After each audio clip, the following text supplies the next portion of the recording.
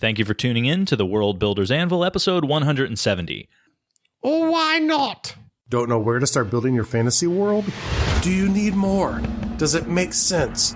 Forget any worries and become a crafter of imagination. This is the place that will help prime your mind. Now, it's time to heat up the forge, break out the mithril ingots and hammer. Welcome to the World Builder's Anvil. I'm your host, Jeffrey W. Ingram. Let's sup from the mug of Java and build. And now for something completely different. That was great. Actually, this is the World Builder's Anvil. Don't get too excited. Yeah, sorry, guys. Not the flying circus.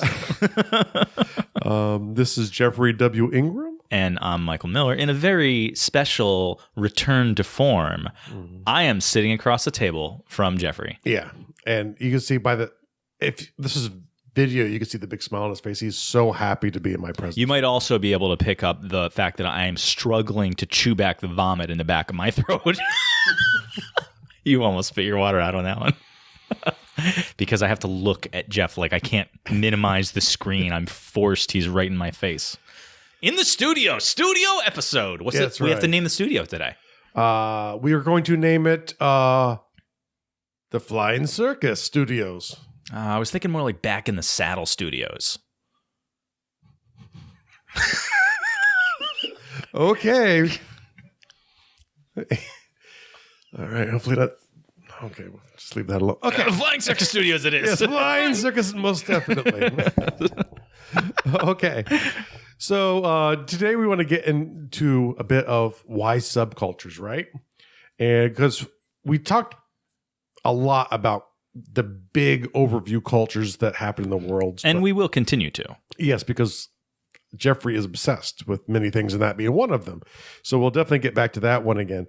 But, you know, the way I kind of define a culture, just to review for those of you who are joining us for the first time, a culture is this idea of, think of a compass and you have true north. True north are all of the good ideals, that all of the good cultural norms that they believe should happen. And behind that, on the circle, on the compass of cultureness, that's a wonderful name. You're making a really odd analogy, but keep going. Are all of the negative and bad cultural norms. But since it's a group of people coming up with it, there's probably very few, if any, people in the culture who actually line up there. And as cultures grow over time, people need to identify with other people. We're social beings. So what happens is you start breaking down into subcultures. And so the idea is the larger, more complicated the society is, the more cultures you get, the more subcultures you get within it, So the thing to keep in mind is when we go into this is, as societies develop, these develop alongside of them.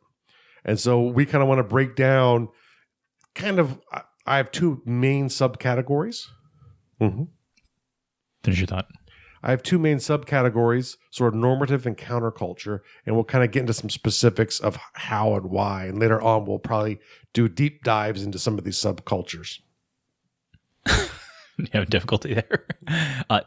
Can I use a real world example instead of your compass metaphor? Sure. Christianity. So Christianity, would you consider Christianity a culture? As a whole, I would consider, yeah. Okay, you can definitely argue that, yeah. So Christianity is the culture, and if you think of the ideal Christian, I guess the ideal Christian would be Christ. Everyone's trying to live as Christ, but obviously none of us... Ergo the term Christian. Yes, but none of us live up to that standard. We're supposed to shoot for it. But then you have a lot of people who are really far off the mark. And then stop staring at me. And you also have groups like, say, neo-Nazis that claim to be a Christian group, which I would say that their tenets are a bit far from what Christ had intended. I would call that a subculture. Or if you want to go with like the snake charmers. I would really think of the subcultures kind of the normative subcultures to be sort of your branches of Christianity. So you have Baptist, like you would go, Methodist, you would even go because it's so big at this point that there True. are these subcultures, these different denominations within Christianity. And then you would have the countercultures, which are the sort of negative side, but they still identify as that culture. Yeah. Ergo, neo-Nazis, which is sort of an extreme one, but true. I think a lot of white supremacist groups do use Christian. They try and utilize the Christian doctrine to sell ideas. Now, you might say like the Church of Satan, is actually part of the Christian culture, but it's a counterculture. Because obviously they have enough identity with that one side that they're trying to pretend like they're the other. And I feel a little weird using religion as an example. It just seemed to me easier to identify than your compass analogy. Well, the thing is, the reason I use the compass analogy is whenever I create a culture, You visualize the compass? I visualize it. Circles are harder to do, so I use squares. So, but it's the same idea. True north is the ideal of the culture. And I actually kind of go, where's the culture really at? Because it's never really lined up with where it says where it wants to be. Yeah. And because it's always trying to shift there, and that's what helps it change over time. And then within there, when I come up with characters identified to a culture, I put them somewhere on that same scale. So it helps me say how close to the ideal is this person, and the closer you are to the ideal, the more impact you'll have when people know you in the world. And it's not necessarily a good impact, because if they're in a counterculture, they'll think you're part of the problem. You're part of the oppressive system holding us down, right? But it'll still be of more impact than someone who's kind of off in the middle. But so that's just sort of a brief rundown of why I have cultures. But what happens is, as the populations grow and people start specializing more into jobs, people start getting into these subcultures. And I think early on, they're very much religion based. They're very much location based. Like, I am a man of Windsor. Michael is a man of some other freaking town. Bristol, yeah, whatever. Not as important as Windsor. Heathen. Sure. Jobs, I'm a farmer. He's a farmer. Not a farmer. I wish you were a farmer. Because I'm a fiction writer. Oh, fair enough. But no, the point being... Cool, I'm a farmer too. Yeah, that's... Oh, we're in the same cultural... But, it's like... Well, no, because see, you're just a farmer with a farm. I'm a farmer with many farms, so I'm like, right. I have a bunch of farmers that work under me. So, but you would still identify as a farmer if you identify as a farmer. I'm just a much better farmer than you. Of course you are, because you're better working with manure. Okay, I am full of it. So one of the things to keep in mind is, when you put these together, is this might impact a class or caste system that develops in a culture. You have something more simple in the West where you have 3 or 4, maybe 5 classes in a society. And then you go to a place like India, which has hundreds at least. And because it's not only the caste system that we hear of, but locationally, jobs actually get pulled into it as well too. So it's much more complicated than I can even truly comprehend, because I've not studied it enough. But it's much more than 5 classes. Inside of those, there are different. Oh, but you're a shoemaker, and a shoemaker is here versus a tailor who is here on the scale. But I am a shoemaker to the emperor, and the emperor only. So yes, that puts you would me be a little higher than Jeffrey, who's a shoemaker for people who have no shoes. Right, but also higher than the guy who makes clothing only for the poor. But the guy who makes the clothing for the emperor is much higher than the guy who makes the shoes. Yeah, mostly because you have to be closer to the floor to do shoes. That's definitely not an example of actual Indian culture. I don't think it could be, because I don't know enough. Yeah. It's a very complicated system, but a lot of that will come out of the subcultures that start doing it, because as people, we have the Dunbar unit. And so we only have a certain number of people we can truly identify with as actual people in our brain. And so what happens is, we, as a social creature, need to fit into something.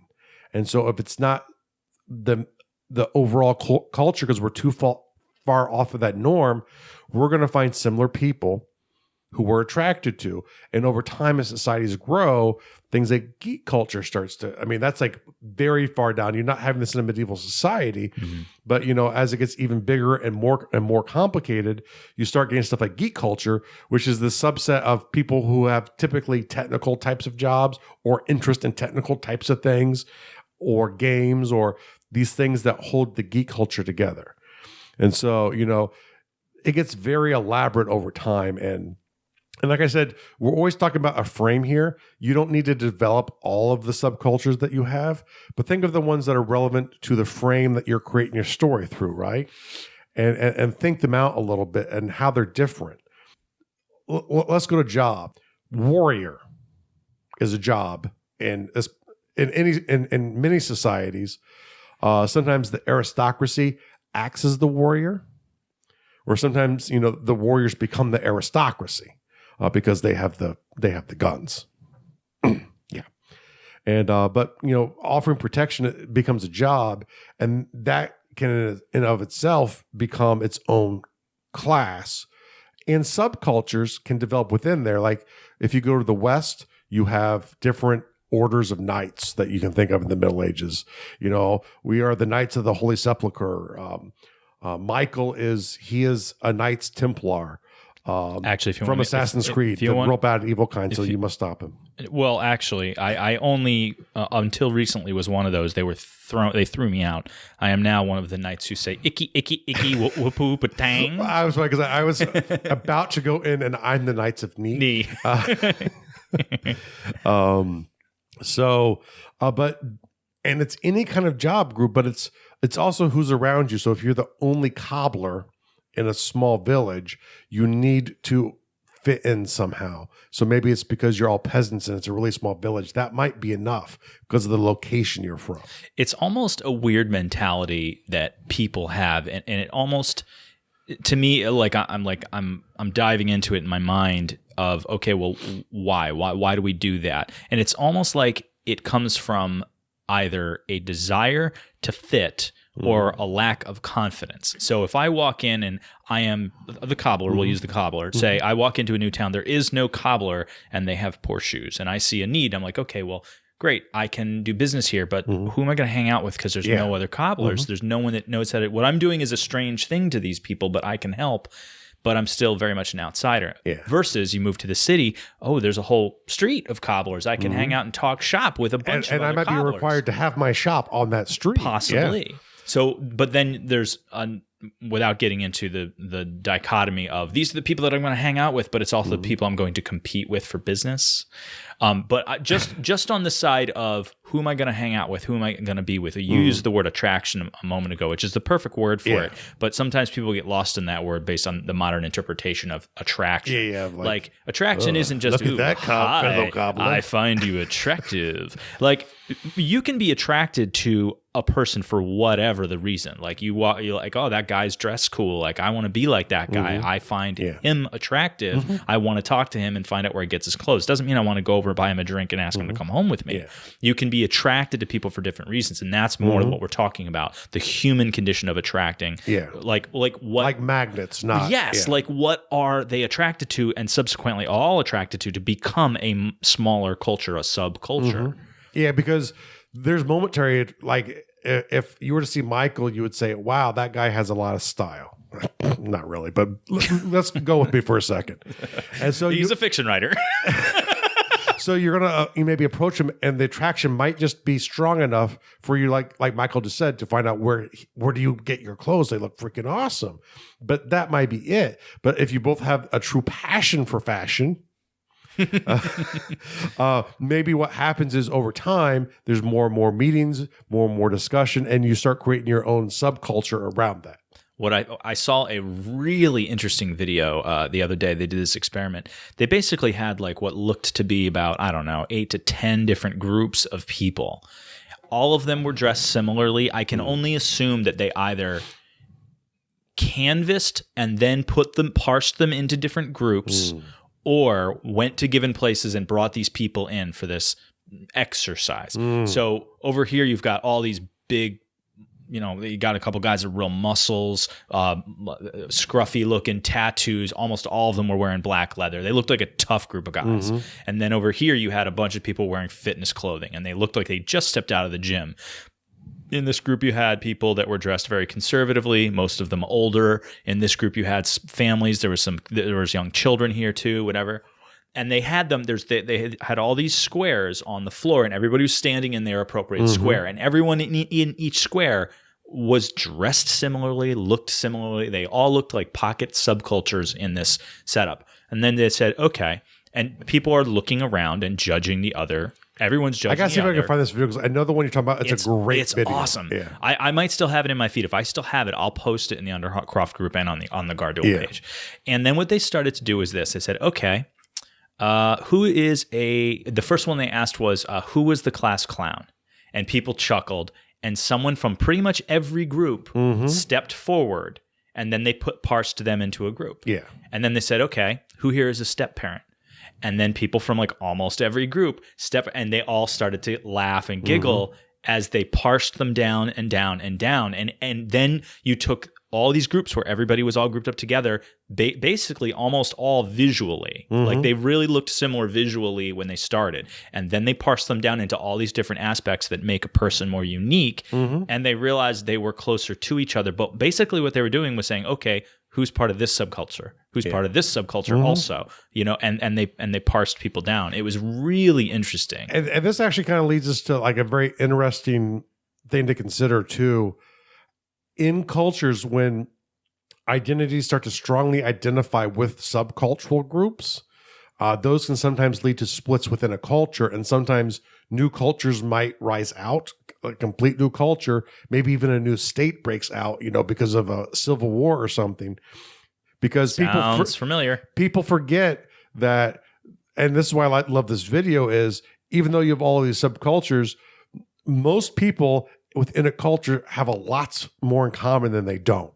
And sometimes even across cultures, as humans especially, we have a lot in common with each other because a lot of us, we want to take better care of our family. We have certain wants and desires that are kind of common throughout the world and throughout different cultural groups and within cultural groups. And a lot of times we forget that.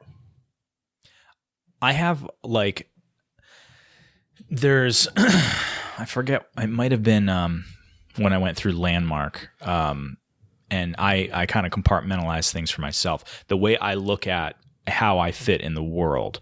And some people jump steps, and it's an important exercise. I'm going to try to truncate the thought process. But basically, there is you, and then once you take care of you, there's family. And once you take care of family, there is friends or community.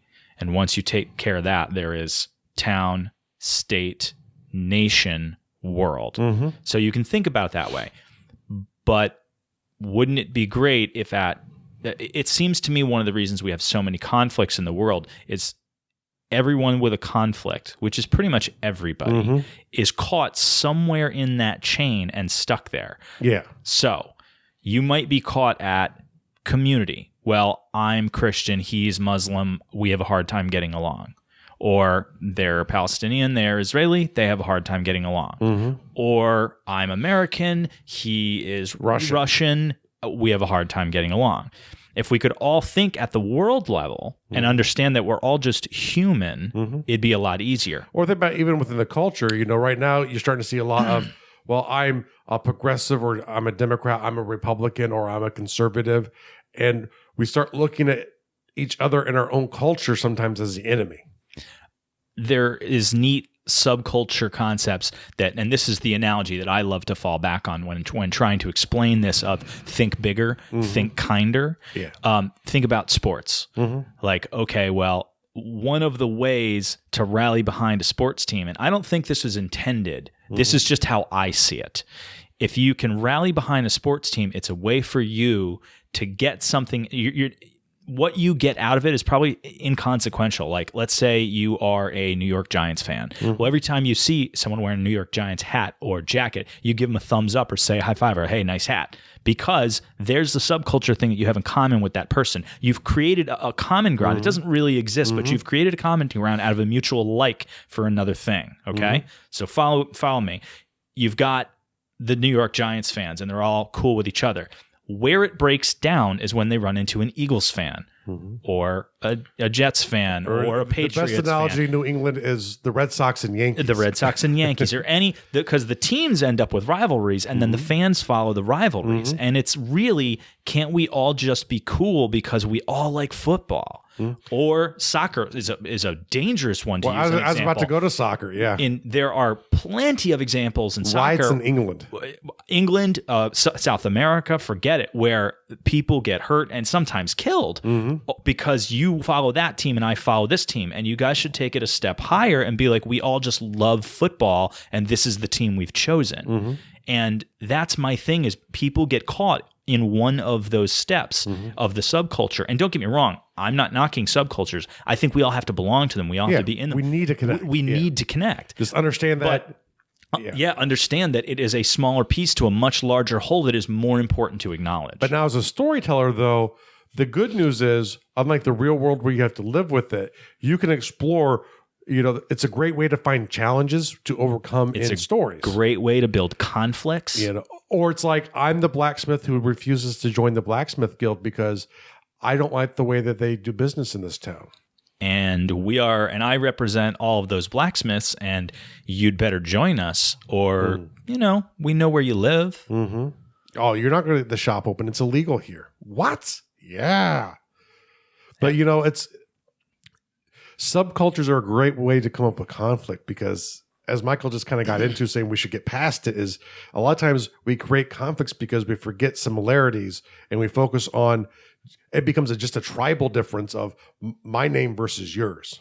What Jeff's saying right there, like lightning struck in my brain, like the perfect thing about when you get stuck on the subculture. So going back to the original thing I was saying about having a need, like a personal, like lizard brain level need to feel like you belong. Almost like genetic level. Yeah, exactly. Like to feel like because think about it. Early humans survived because they were in small groups that worked together towards the common goal of survival. And as you get further away from that, the genetic need to be in that type of thing, your own tribe. That's why a lot of groups will say build up your tribe, because you're trying to make your tribe larger. And the thing is, there is tribalist thoughts. It's embedded in our DNA. Definitely. And so you start off as the individual, and then you find a place where you belong. I'm sure Jeff can empathize with this, and I'm sure a lot of our listeners can too. This is very personal to me, is always feeling like an outsider, and then finally, not until many years, into high school, finding a group of kids that were like me. And I was very unlike a lot of the kids in my high school. I didn't have a whole lot of friends in my high school. Most of my friends were in different high schools because we were very different. We didn't fit in very well. I got bullied and made fun of. But once you find that subculture, whatever it is, whatever your character finds, whatever, then they belong, and then they become vehemently protective of that culture. And there's a big source for conflict there. And also progression too, right? Michael just illustrated one of the most popular story types in the world, finding where you fit in. This is almost every origin for every team superhero. Yeah. How do these 6 kind of characters who don't maybe even always like each other finally find that way to fit in? And then once they became the X-Men, every X-Man that joined after the fact that didn't fit in normal society, and then found the Xavier School for the Gifted. So this is an infinitely fascinating topic. Like I said, but ultimately you're looking for commonalities that your personality and the environment you live in attract you to. That's how subcultures create up. They're the 3 big things I think that early on people identify to, which is job, location, or religion. But they're not always, especially as it gets more complicated, they're abstractions of job. So, I'm a writer, you're a writer. Oh, we now have a connection. And the more important that is to both of us, the stronger those ties become. And there's a writer culture, there's a geek culture, there's sub-geek cultures now. I mean, and typically the larger a subcultural group comes down, you start getting, the same thing will start developing within it, where now you have people who are tabletop gamers, you're people who are video game gamers, I already said tabletop twice because tabletop's the best. Well, there's two types of tabletop. You can say I'm a tabletop board game player, or I'm a tabletop RPGer. I'm not sure if that's big enough to split apart at this point, but maybe it's close. They're definitely different things. They're definitely different things, but they're close, I think. I mean, there's definitely overlap, but there are people that just play board games. Oh, I'm not saying they're not. I'm saying as a subculture, I don't know if those are at this point to subcultures, but it's close. I think they're to a breaking point now. Or live action role player. Oh, you're a vegetarian? That's nice. I'm a 5th level vegan. I don't eat anything that casts a shadow. That's from The Simpsons. Okay. But these things do come up, and they have their own cultural compass of where they're going, and that way people can build up their confidence, if that's what they're by looking against people who don't fit in. But it's something that, from this tribal genetic level that we have, it just happens. And so it's why it's important sometimes to step back out of it and look at commonalities, because guess what? In all of these groups, there are good and bad people. Even if the group's intention is good, you might have bad people in that cultural group. And so understand that good and bad people can show up anywhere. But we have to be able to step out of it in our lives. But you know what? In our storytelling, we can embrace it, and that's where we can explore it and take it to its extremes. But whether you're finding yourself, finding how you fit in, or however, there's a lot of great stories there. But then on top of it, we have countercultures, and there are two basic types I think of here. There are legal ones. Think of it like sort of like the hippies in the 60s. I was just going to say protesters. Or protesters in modern day today. They can legally do what they're doing, but what they're saying is, we think what's going on is wrong, so we're saying the cultural norm of the society is flawed. So going back to your compass analogy, if true north is what the ideal culture should be heading in that direction, and the culture itself is not quite going true north, would you say that these countercultures don't have to go straight down? They do not have to necessarily be, but I would think they would be on that up and down line as opposed to left or right. If you cut the circle in half, they're probably on the bottom half of the circle. But once again, as there's very few people who will be truly the ideal of what it is, there are probably very few that are actually the total opposite. Because that means I like murder anarchy. And theft. So I think what you're really talking about is an XY axis. Think chart. Think of it as like a political spectrum. We need to make. I need a grid. I need a chart. I have one. I'll share it. Figured you did. Because I do use these things. No, it's a great visual. But I use words, and instead of think of it like, if you see those square political spectrums, that's the idea. But instead of it being conservative and liberal on one end and statist and anarchist on the other end, it's what makes sense to the culture. And I have these for my states. And if a state is close to a culture, how lined up is the state to the culture it's in? And so it just, because like to me, and I've said this before, I like to think of my states, my cultures, all these things as individuals, because it's easier for me to rationalize what happens, because sometimes the culture makes shifts that people don't even really like. But that's just because it's a collection of actions happening within it that is causing it to go that way. But now, so we have some legal ones, and it might be slightly persecuted. Like, think of someone who what's a good example of slightly persecuted? Slightly? I could think of extremely. Well, there's two levels of persecuted here. Okay. And it's where the legal line breaks down for me. So you could be highly blacks really in the United States after, slavery, and really during slavery was different. But after slavery, even though they were legal citizens of the United States, people would go out and lynch them. It was illegal. You can't do that, but it would happen. Or sometimes some laws to kind of hold them down, but your second class citizens would fall into sort of those categories. In Bedraken culture, if you are an orc, you are by nature a second class citizen, because you're from the other team and we took over, we're in charge again, and you can't be completely trusted because you guys took us over for a while. And so these things kind of come in where orcs can legally live there, and they're more than willing to let them work in the fields with the other peasants. But with the other peasants. that's right. But, we don't like you that much. I am Garash, the warlord. Now, here's a hoe. You're going to go dig dirt with Bob and his cousin Cleveland. Hey, Gorlash, poop Gorosh! I'm Gorosh, poop digger. Yeah, go Gorlock, whatever. Here, take this. We call it manure. We're civilized, unlike you orcs. We don't use that word. And then there's legal to the point where, this is like, and this is extreme, but think of like Jews in Nazi Germany. It was literally a death offense to belong to that cultural subgroup of Germans, or even the non-Germans who were visiting. So it can get to that level where it's illegal to the point of killing people over. And I think a lot of this is sometimes early on where religions typically dominate a state. Being of a different religion might get you into that category. An ethnicity where there's been a lot of strife back and forth might get you there. Or like in the example I just gave, ethnicity. Is that the word? I think so. Ethnicity. An ethnicity. I didn't even know what you were shooting for a second. I wanted to help, but I was like, what are you trying to say? Are you trying to say Ethernet? What? An ethnicity that gets blamed for the problems of the culture, because a lot of states will kind of do that. They'll try and create a villain even if there isn't really one, because as the rulers, you don't want to blame for problems in society. That doesn't happen. Trump banning a whole bunch of Muslim countries from coming into the United States. Just saying. Or it's the Russians, it's the commies, it's the capitalists. I mean, this happens so frequently, but it gets to the point where it becomes illegal.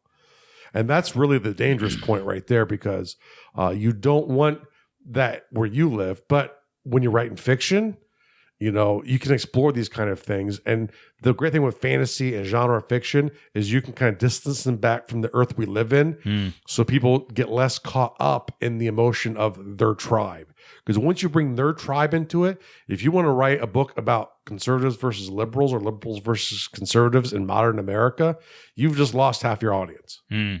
But if you want to take those very same tenets and call them goblins and dwarves, now you get to make it an allegory, and anyone can read it. And it's healthy, too, to explore these things, because we typically belong to these groups because we think that they're more right than not. And unfortunately, it gets unhealthy to we think that they're just right because of the name. But the great thing is, in here, when we explore ourselves, when we question everything that we believe in at least once a year, do some research and see, does it still make sense? But it helps bring some rationality in, because as human beings, we're also typically, I would argue, more emotional than we are rational. So, and this is why all of these things lead to challenges. They lead to stories of progression that can happen, that make great stories that really connect to people, because, the reason Spider-Man is so awesome is because every male who is under the age of 18 who doesn't fit in can read early Spider-Man comic books of, the origin story and identify with this young man who can't fit in. I would say that there's a lot of young women that can identify. Oh, same thing. Too. Yeah. I'm just generalizing. It's probably more likely than not males will, because it's a male character. But don't get me wrong, there are women. Women and men can most definitely be role models for each other too. Most definitely. Now, we've gone over the normative. We've gone over the counterculture. Here's the final twist. Remember, it's about what the culture considers correct. So an illegal organization you might typically think of as a crime syndicate. But if the cultural norm is it is run by the crime syndicates, those aren't illegal. Those would be subcultures, not illegal countercultures.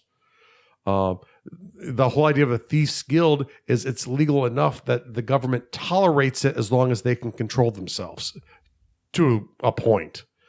So that might not be strictly illegal to belong to a thief's guild, but that theft might still be illegal, so you can't get caught. So there's all kinds of ranges you can play here. You could have an elite group of assassins who are an open, normal subculture because assassinating people is ingrained to a culture. Now, that's not a healthy culture, I don't think, but it's about what the culture considers good and proper and the direction we should go in, not what you, from your perspective, consider correct. It's not about your morals, it's about theirs.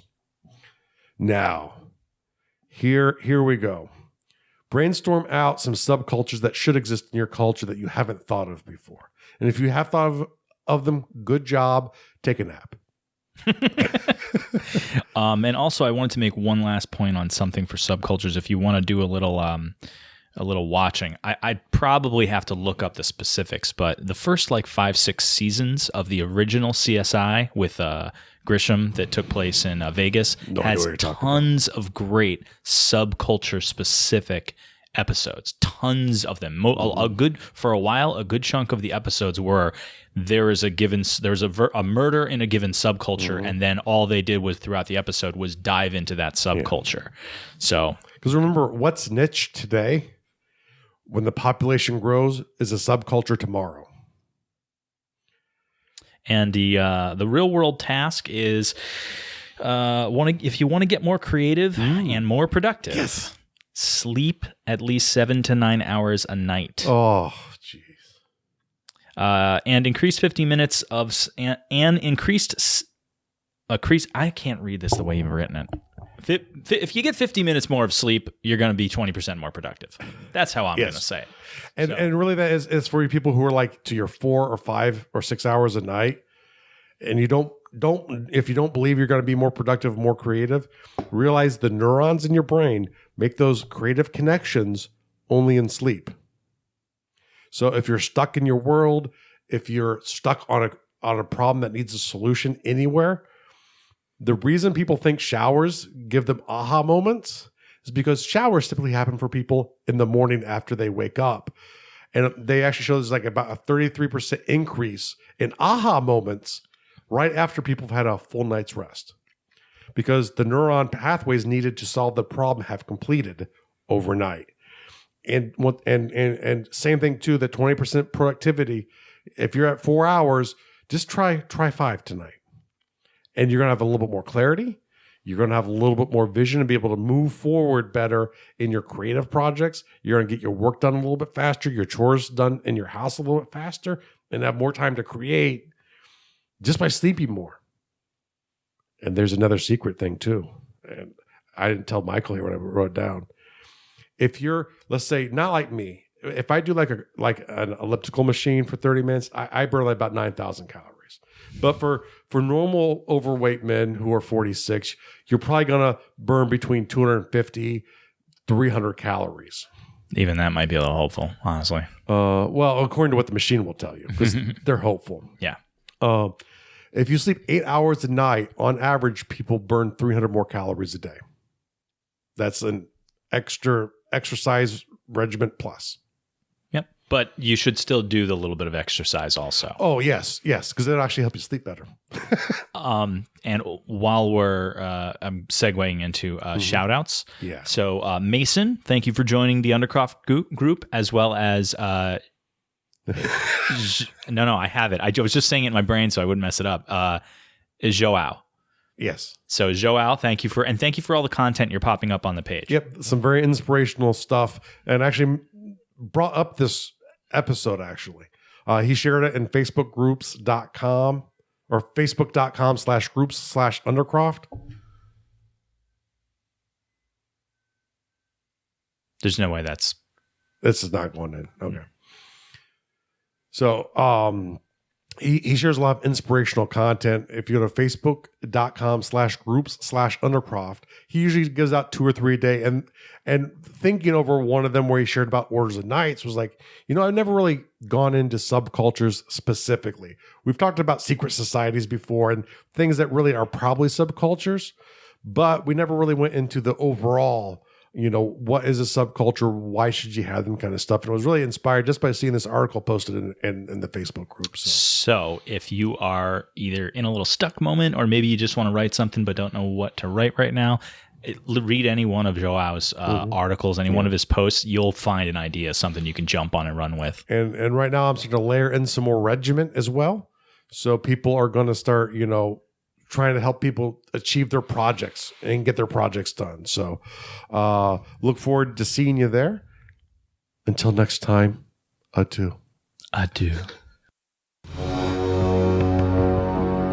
Thank you so much for listening to the World Builders Anvil. We would love it if you would share the World Builders Anvil with 2 of your friends, and so would they. If they are unfamiliar with podcasts, then you get to introduce them to the wonderful world of podcasting by showing them Stitcher or iTunes, or, best of all, just send them to our website, www.gardul.com. That's GARDUL.com. Now strike while the mithril's hot.